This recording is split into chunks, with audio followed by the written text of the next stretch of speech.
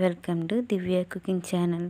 ఈరోజు మన వీడియోలో ఆవకాయ ఫ్రైడ్ రైస్ ఎలా ప్రిపేర్ చేయాలో చూసేద్దాం. చాలా టేస్టీగా ఉంటుందండి, మీరు కూడా ఖచ్చితంగా ట్రై చేయండి.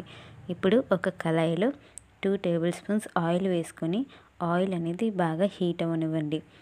అలా ఆయిల్ బాగా హీట్ అయిన తర్వాత సన్నగా కట్ చేసుకున్న 1 cup onions, 1 cup potato, 1 cup carrot, అలాగే 1 కప్ బీన్స్ కూడా వేసుకొని 2 మినిట్స్ పాటు ఫ్రై చేయండి. అలా 2 మినిట్స్ ఫ్రై చేసిన తర్వాత మీరు కొద్దిగా చిటికెడు పసుపు కూడా యాడ్ చేయండి.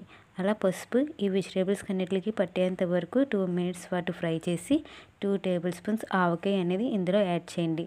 ఇలాగైనా యాడ్ చేయొచ్చండి, లేకపోతే రైస్లో కలిపైనా సరే యాడ్ చేయొచ్చు.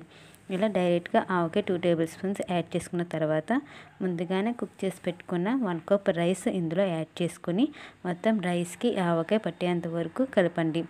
అలా కలుపుకొని ప్లేట్లోకి సర్వ్ చేయండి. అంతేనండి, ఆవకాయ ఫ్రైడ్ రైస్ రెడీ.